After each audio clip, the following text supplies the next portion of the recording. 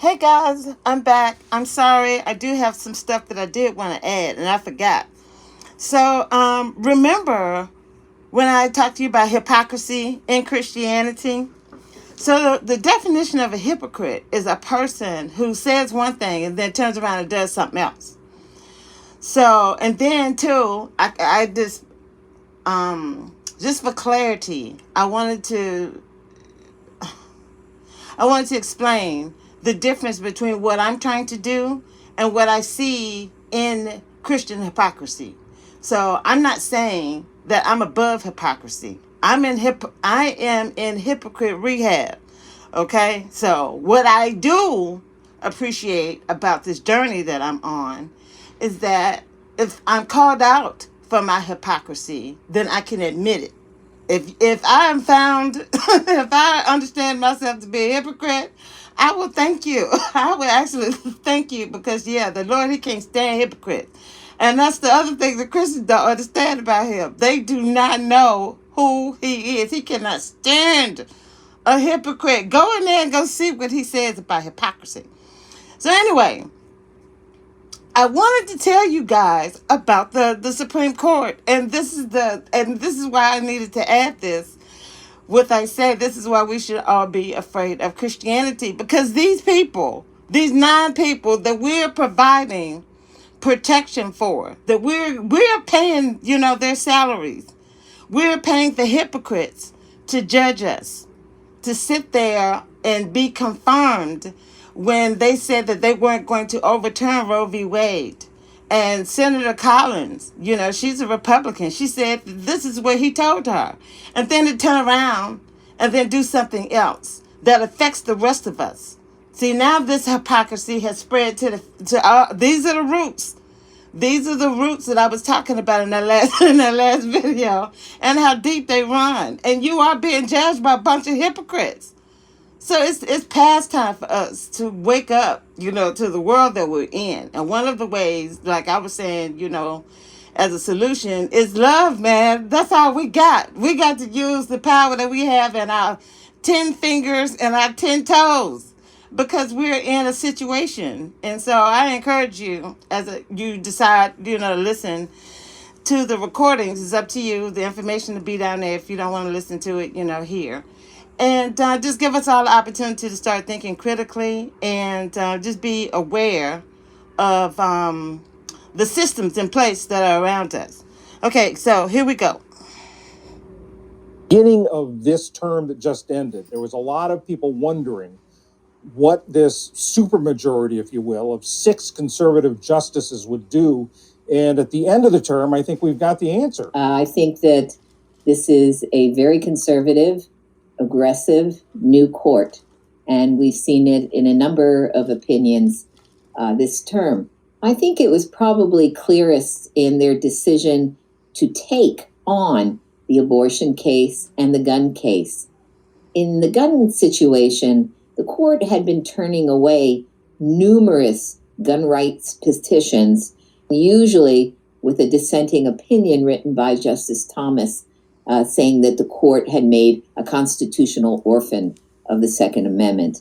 But after Justice Barrett came on the bench, the court took the case. And with the abortion case, the court reached out to take this case when they didn't have to. I think this court has a younger majority now.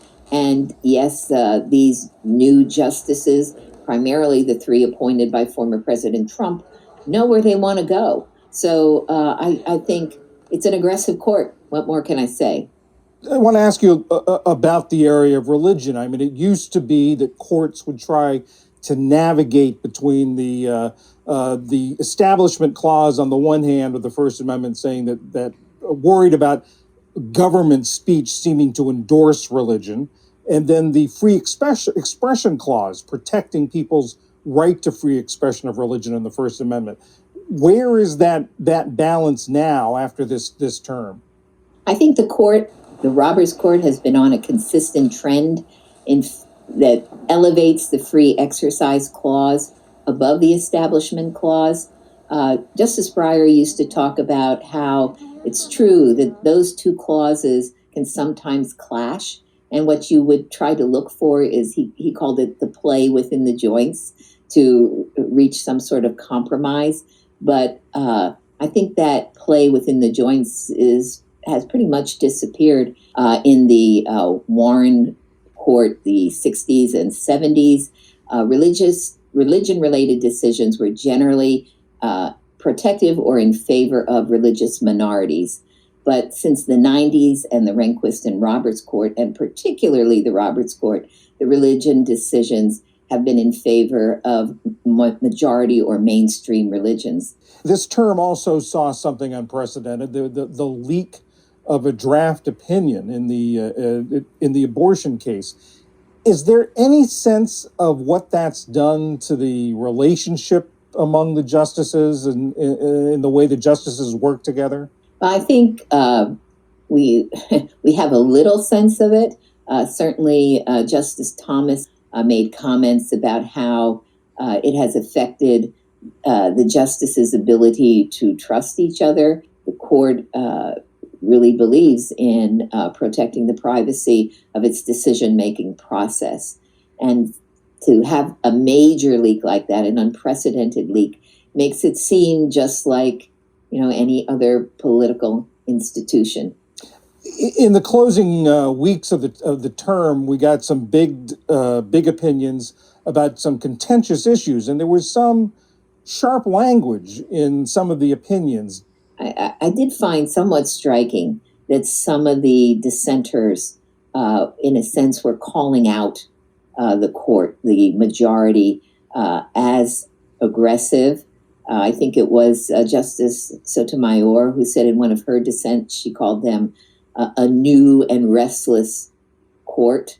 And those sort of comments are striking to me because they go to the legitimacy of the court itself. The court never wants to be seen as changing law because someone new has come on the bench. There's much been said about the activities of the wife of one of the justices, Clarence Thomas's wife, Ginny.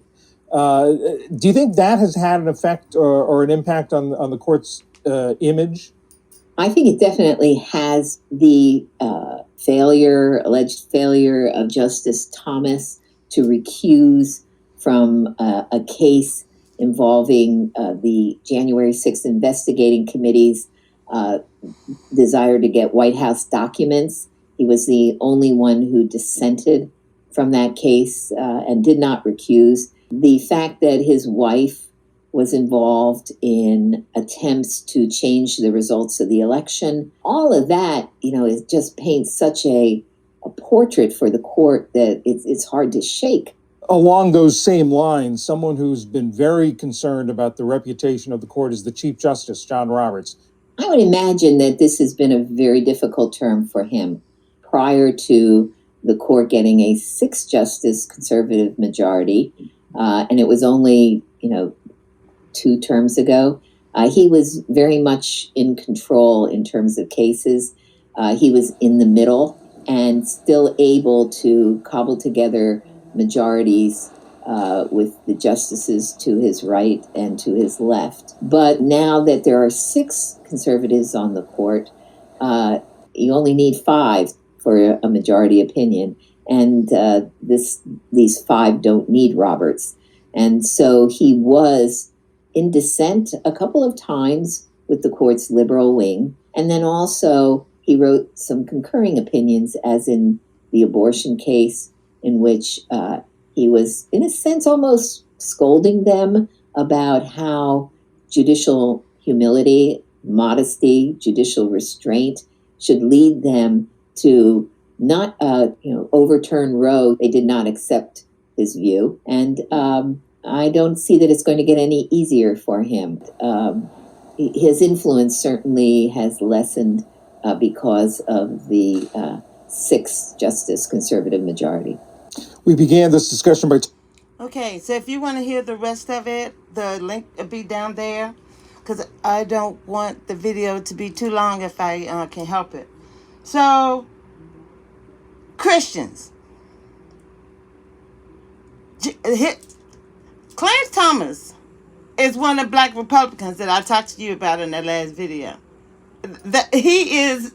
I want you to imagine his face when you see a black Republican, because they are. That is what they are. Really, all the way down to the bone. That's what they are. And they are dangerous. They're not just dangerous to the black community. They're dangerous to society. I mean, this joker's up there making laws using the rationale of a religion that was created out of thin air at the Council of Nicaea to begin the Roman Catholic Church. A lot of people do not understand that Protestantism comes out of Catholicism. It's nothing new. It's all this stuff twisted around. Oh, look. That's on my other channel. Thank you. I appreciate you for telling me I am ranting. Okay. So, yeah. So, all political sides are a problem. And I was sad. It really has hurt me over COVID. And I guess this would be kind of like a story time. So, I was looking at all this madness happening in front of me digitally on COVID, right? And you got the right doing their thing and Trump and this, that, and the third. And then you got the left. And then the insanity went to another level. Because I saw the left and their rabid insistence that you take that vaccine as if they are medical personnel. I'm never going to take medical advice from somebody who doesn't know anything about medicine. And I'm going to need y'all to realize that. Okay, and I'm glad I have this opportunity. Thank you. Nobody can tell me when or how to vote. That is mine. I don't care if you get mad about whatever vote I make. The vote is mine to do with it as I please. I don't have to give my vote to you if I don't want to. Okay, liberals and progressives, y'all need to figure that out. Okay, because I'm over it. I'm over the whole, if you don't vote for Hillary Clinton, then the world's going to blow up. Child, whatever. You do what you need to do for yourself. And I'm going to make that same, decision. And the other thing is, I'm never going to take medical advice from somebody. It's like, why would I take biblical advice from a Christian? Child, I'm never going to do that. I'm never going to take medical advice from people that have never studied it. So, y'all need to get with that. And it was just insane. The whole Fauci thing. It took me all the way back to Germany. Really, it snatched me all the way back to Germany when you got these doctors just sitting up experimenting on people. And then with black people here in the United States, that's all they've been doing. We have been one big experiment for this country. I am not lying. They have injected us. They have sterilized us. They have done so much. So okay, you heard what I said. So anyway, I wanted to say too that left media, I thought progressives, were really going to be doing something. When I finally, started to understand what Bernie was talking about, I was like, oh, wow, this is interesting. And now, nothing. I'm going to tell you, I used to watch The Majority Report. I used to watch Rising. I used to watch TYT. I used to watch Jimmy Dore. I used to watch Vaush. I used to watch Kyle Kulinski. I used to watch the Humanist Report, and I used to watch the Rational National. So those are the ones, and they all sound the same, and they all have fascist tendencies. That mess with that vaccine, that's all I saw was fascism. And they think that they're doing it. It's like somebody coming to you with a needle and saying, here, I'm going to give this to you for your own good, and you know that you don't want it, regardless of what they're telling you. You know that, my body's telling me no. And there's no respect for that. That is a scary place to be, man. Man, wow. So anyway, I wanted to be able to make these kinds of comparisons so that as you're learning and you're making up your mind about, laws and information that you're gathering as you're out here thinking, these are some of the perspectives that I've been able to learn if it helps. I don't know if it's going to help, but I want to put it out there. Like I said, I hope this is is causing someone out there to be curious, about what I'm talking about. So let us look at the two sides of the left or progressive, media. Because liberals and progressives are two different groups. They aren't the same. A lot of Democrats, especially like Hakeem Jeffries, woo, boy, that joker's a head snake. Oh, I can't even watch him speak anymore. Anyway, okay, so they try to say that they're progressive, and it's really two different groups. But anyway, the progressives are two different groups themselves, and they don't realize that. So you've got one side like Jimmy Dore and Katie Halper and Matt Taibbi and the Gray Zone and Jackson Hinkle and the Vanguard. They don't consider themselves this, but I do, so I'm putting them there. And Kyle Kuklinski, I call him Kuklinski, and Krista Ball. Oh, child, look, they think that it's a good idea to align themselves with fascists. Fascists, okay? Then you got the other side. You got the Humanist Report. You got the Majority Report. You got, what is it? The Rational National, TYT. You got that side. And they just do the Crowder, Jordan Peterson, Trump bad, latest whatever scandal they're talking about in D.C. They do the same kind of, it's almost like they're connected. They're on that side with MSNBC and all of that, madness. So anyway, every now and again, I'll peek in just to see, what they're talking about. And sometimes, I might, if they say something interesting and noteworthy, then I might add it. So I just kind of wanted to, give that perspective. And like this dude, Vouch, I used to think he was so cool. Oh my goodness, because he got Crystal Ball. He can see that. He can see exactly what she is. And I was like, oh wow, this is crazy, But yeah, no, he's got fascist tendencies, himself. I mean, the way he's tripping about Ukraine, it's insane. It really is insane. And what else was he? Oh yeah. So he's one of these cats that has hung around black people, and he thinks that he knows more than he really honestly knows. He still has a lot of information that he needs to gather. But yeah, he's one of them that he spent so much time around us that he's comfortable.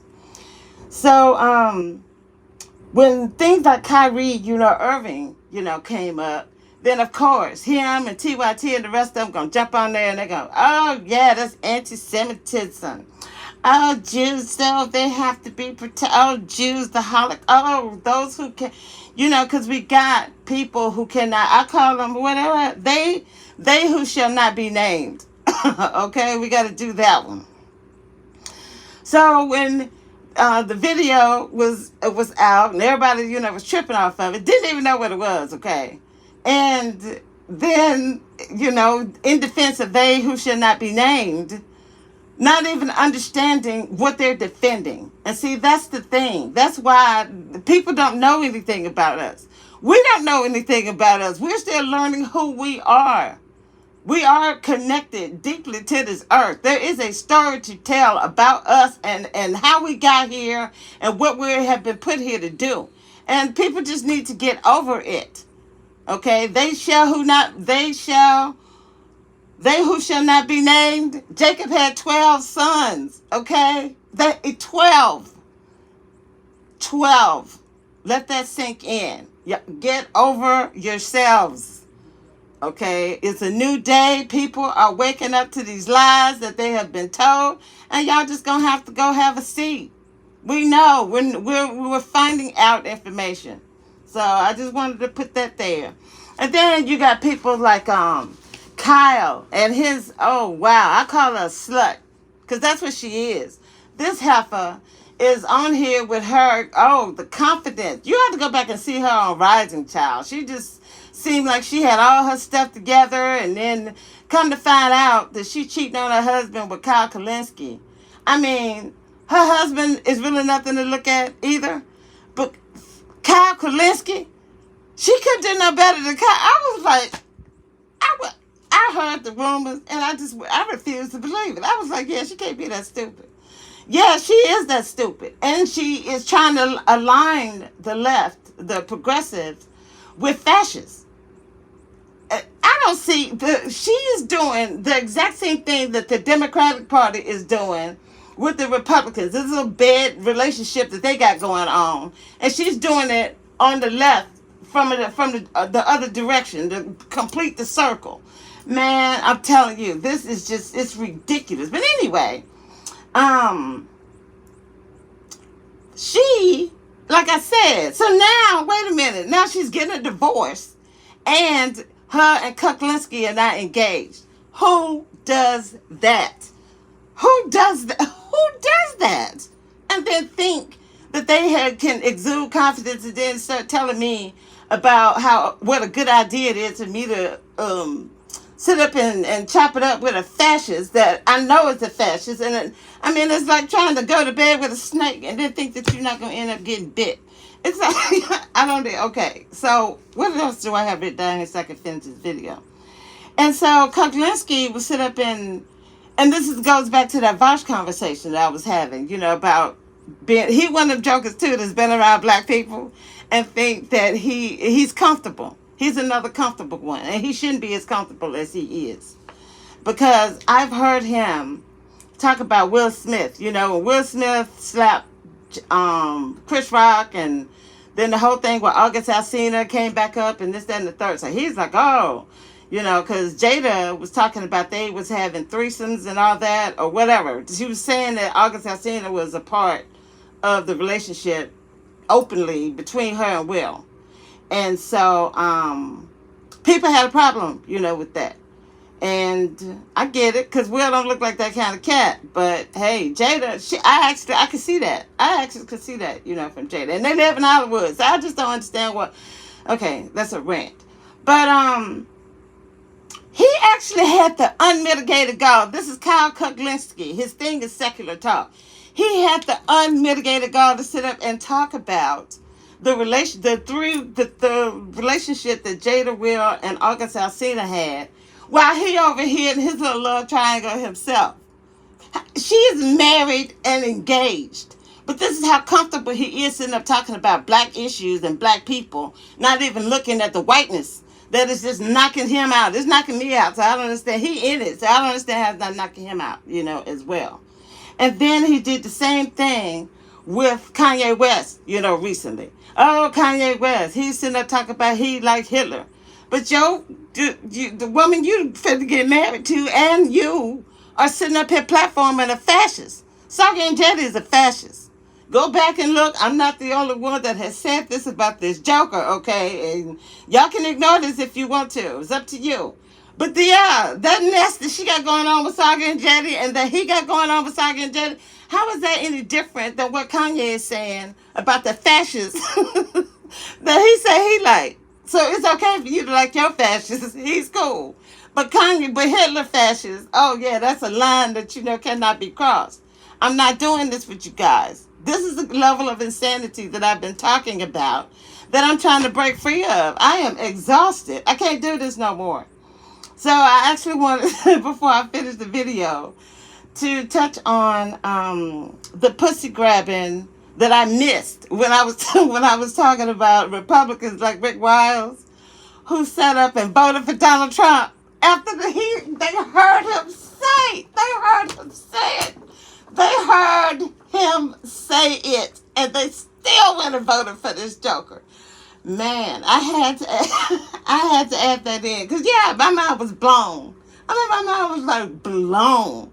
Going through those years of Trump and listening to Republicans like Rick Wiles has just, he doesn't know the damage that he has done. Because I look at white Christians in a totally, completely different way. And that is actually one thing that I am grateful for Donald Trump for. Because I'm a lemonade squeezer. If life hands me lemons, and I try to find out how I can get some lemonade out of it. And the lemonade for me is really being really awakened to religion. And I'm going to invite you guys, as you go back and look at history, to always, wherever you go, always go and ask about their religion. because there's a tie. There's a tie that thing has that is strangling us. And we need to be able to map that out. Because people, especially here, try to ignore religion, it actually becomes a bigger issue. Like what I was just saying about the Supreme Court. That is a huge issue. I mean, hello, is there somebody out there that can hear what I'm talking about? That is a huge issue. And that is what I'm talking about when I say about the Handmaid's Tale. I'm not kidding with you guys. And I hope that I'm actually, making some sense. And so, yeah, so with that, and then they jump up and down about, Joe Biden, and his pedophilia. And I'm not going there because you could go look at Joe Biden and his mess on YouTube. If they haven't taken the videos down, they are there. You go look at it and make your own mind up. So yeah, I was talking about religion. Thank you. I'm glad the thought, came back into my head. So yeah, you go back and you look like when he started showing me the truth about Christianity. It's just a horror show. It is horrific when you go and you look at them burning people because they think they're witches, and enslaving people, and going and robbing people's lands, and conquering them and colonizing them. It that in itself is mind blowing. So if I seem odd, it is because my mind has been blown so many times. It's hard, man. It is really hard to function in this society the way that it is currently. And I am out here doing my best. So if somebody got a prayer out there for me, I sure would appreciate it. So I actually had the opportunity to go back and look at how America even started in the first place because of the thing that I did with Rick Wiles. And America, used to be a good Christian country. They had a quarrel between the Church of England and Catholics. And that tumultuous relationship ended up with Catholics fleeing England and going out to go find other places that they can live and do their religion without having to bow down to what they considered to be a false church. Because the crown is the one that out of thin air, this is what they do, out of thin air, created the Church of England, okay? So, this is what happens, and this dynamic is still going on. So that's one of the reasons why I'm encouraging you to look at religion and all of it, the Crusades, the Inquisition, what is it, Iraq, all of this mess that we're in now. And there's this guy, his name is Sergeant Alvin York. And I've talked about him on my other channel. When I was in the Army, we had to go through leadership, classes, and he's one of the people that they highlight as foundational, for the way that Americans started to think, about war, because he had a born again, experience, and he understood that the Lord taught nonviolence. So he was a pacifist. But then when I think it was World War II. Yes, it was World War II, I think. One of them. And he didn't want to go. But then the call of the country, came. Something, catastrophic, happened, like with Pearl Harbor. And the call came that, okay, now the country, is in danger or whatever. He felt a call connected to the country. And he decided to go ahead and go and fight, German. And so the thing for me, when I look at a person like Alvin York, because I can imagine him actually being a decent, person, a real decent, individual. This is the question that Christians don't want to ask themselves. Who and what really do they worship?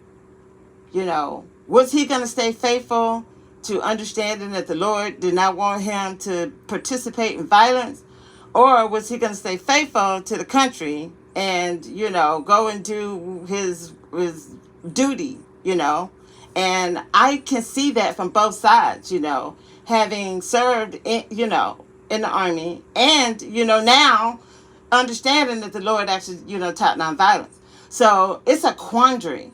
It is a quandary to be in, man. And that's another video. But I've been trying to encourage guys, to really think about that, for themselves. Because if we go to war with China, this thing that they think is happening in Ukraine is going to turn into something else. And life is going to change. Life is going to change for everybody. And you need to be ready, men out there who, the two of you, that's probably listening. Or you got sons and nephews and brothers, that ladies, can be talking to. And let them really make that decision. Don't wait. Do not wait until the president is in front of the teleprompter saying, my fellow Americans. Because it's going to be too late then. It's going to turn insane. If you didn't see the insanity that happened behind that vaccine, you wait until a draft. You wait until the next draft. I don't know how old, or if I would even be alive, to see that happen. I hope it never happens. But yeah, it's going to turn this country upside down. And people are going to be like, oh, what do you mean? Because last week I saw you in the club. And now you say you don't want to fight because you follow Jesus. That is not going to make sense to people.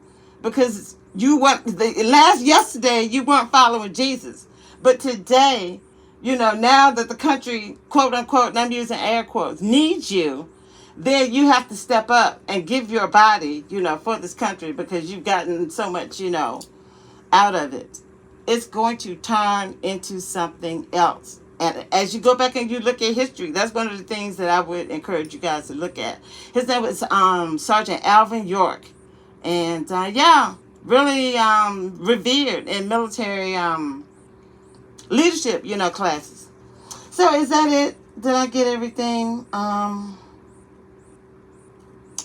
And, yeah. So I guess the last thing that I have here, and I hope this is the last video for this. If I do put something else up, I hope it's just a recording. Because, I don't know how I feel about, okay. So the last thing that I would say is that I want you guys to realize too, as you're looking at this dynamic that's happening around us, is that the world is still being colonized. And I talked last time about the Uyghurs and what they're going through. And Africa is being colonized right now. And I don't know if Africans understand that. And the thing that's really sad too, and I know I sound like I'm laughing, and I'm sorry, but it's just crazy. This is crazy. You got Black Americans that are running over to Africa as if it's some kind of paradise when they weren't even willing to stay here and fix their own country. You're going to live around a bunch of people that don't know anything about you. Nothing. What property rights, you're going to be able to have over there. So anything that you manage to cobble together out of here, what are you entitled to when you go to Africa? Not that I have anything against it. I'm just saying this love fest that Black people got going over there. And see, this is the thing. I bet you a lot of them Christians and don't understand what the Lord said about going back to Egypt. So important. Another video. So when we, as a community, Black people overall are small. I want to say we're about 12% maybe of the population. I think that's the number that I've heard. That's small. And if we don't stop this craziness and start loving each other, it's going to get smaller. I don't even understand what language I have to say. We need to stop this insanity today. Today, people. Today. So if there's somebody out there, these is the 10 toes and 10 fingers time that we can do this and create this kind of change that is so necessary. The Lord is so thirsty. He is so thirsty to see somebody down here that wants to act like they got some sense. Just like somebody has some sense. It's hard. It's hard watching it, and it's hard not to talk about it. So if you made it this far with me, I appreciate it. So this is going to be part 2. And the title is You're Being Judged by a Bunch of Hypocrites. Handmaid's Tale. All right. I'll talk to you.